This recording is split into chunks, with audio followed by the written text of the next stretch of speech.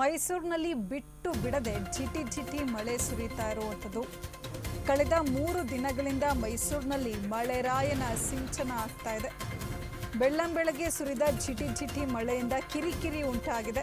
ರಸ್ತೆ ಬದಿ ವ್ಯಾಪಾರಸ್ಥರು, ಮಾರುಕಟ್ಟೆಯಲ್ಲಿ ಮಳೆ ಕಾಟ, ಕೆಲಸ ಕಾರ್ಯಗಳಿಗೆ ತೆರಳುವ ಜನರಿಗೆ ಮಳೆ ಕಿರಿಕಿರಿ ಉಂಟು ಮಾಡ್ತಾ ಇದೆ. ಮೈಸೂರಿನಲ್ಲಿ ಮಳೆಯ ಸಿಂಚನದ ಜೊತೆ ಚಳಿ ಕೂಡ ಆವರಿಸಿರುವಂಥದ್ದು.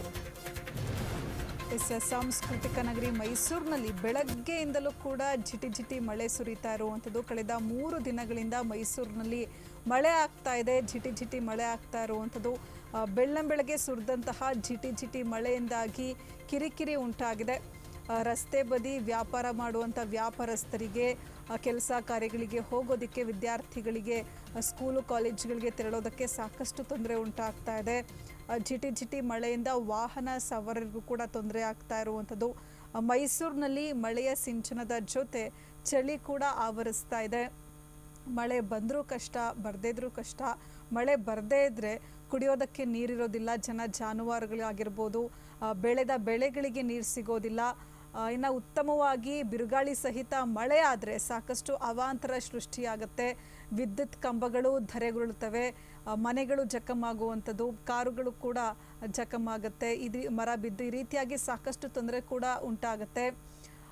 ಇದೀಗ ಬೆಳಗ್ಗೆಯಿಂದಲೂ ಕೂಡ ಜಿಟಿ ಮಳೆ ಸುರಿತಾ ಇದೆ. ಹೀಗಾಗಿ ಒಂದು ರೀತಿಯಾಗಿ ಕಿರಿಕಿರಿ ಉಂಟಾಗ್ತಾ ಇದೆ. ರಸ್ತೆ ಬದಿ ವ್ಯಾಪಾರಸ್ಥರಿಗೆ, ಮಾರುಕಟ್ಟೆಯಲ್ಲಿ ಮಳೆ ಕಾಟ ಶುರುವಾಗಿರುವಂಥದ್ದು. ಇನ್ನು ಕೆಲಸ ಕಾರ್ಯಗಳಿಗೆ ತೆರಳೋದಕ್ಕೆ ಬೆಳ್ಳಂಬೆಳಗ್ಗೆ ಜನರಿಗೆ ಕಿರಿಕಿರಿ ಉಂಟಾಗ್ತಾ ಇದೆ. ಮಳೆರಾಯ ಮೈಸೂರಿನಲ್ಲಿ ಮಳೆಯ ಸಿಂಚನದ ಜೊತೆ ಚಳಿ ಕೂಡ ಆವರಿಸಿದೆ.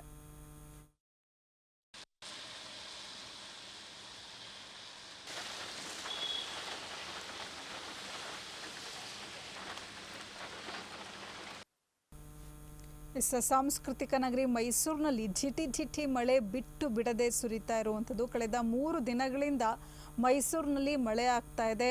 ಬೆಳ್ಳಂಬೆಳಗ್ಗೆ ಸುರಿದ ಜಿಟಿ ಮಳೆಯಿಂದಾಗಿ ಕಿರಿಕಿರಿ ಉಂಟಾಗಿರುವಂಥದ್ದು. ರಸ್ತೆ ಬದಿ ವ್ಯಾಪಾರಸ್ಥರಿಗೆ, ಮಾರುಕಟ್ಟೆಯಲ್ಲಿ ಮಳೆಯ ಕಾಟ ಶುರುವಾಗಿದೆ. ಇನ್ನು ಕೆಲಸ ಕಾರ್ಯಗಳಿಗೆ ತೆರಳೋದಕ್ಕೆ, ವಿದ್ಯಾರ್ಥಿಗಳು ಶಾಲಾ ಕಾಲೇಜುಗಳಿಗೆ ತೆರಳೋದಕ್ಕೆ ಸಾಕಷ್ಟು ತೊಂದರೆ ಉಂಟಾಗ್ತಾ ಇರುವಂಥದ್ದು. ಮೈಸೂರಿನಲ್ಲಿ ಮಳೆಯ ಸಿಂಚನದ ಜೊತೆಗೆ ಚಳಿ ಕೂಡ ಆವರಿಸಿದೆ. ಕಳೆದ 3 ದಿನಗಳಿಂದ ಮೈಸೂರಿನಲ್ಲಿ ಮಳೆ ಆಗ್ತಾ ಇರುವಂಥದ್ದು. ಜಿಟಿ ಮಳೆಯಿಂದಾಗಿ ಜನರಿಗೆ ಕಿರಿಕಿರಿ ಉಂಟಾಗ್ತಾ ಇದೆ.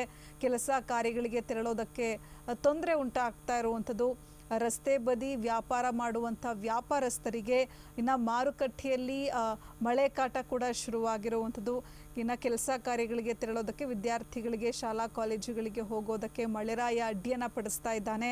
ಮೈಸೂರಿನಲ್ಲಿ ಮಳೆಯ ಸಿಂಚನದ ಜೊತೆಗೆ ಚಳಿ ಕೂಡ ಆವರಿಸಿದೆ.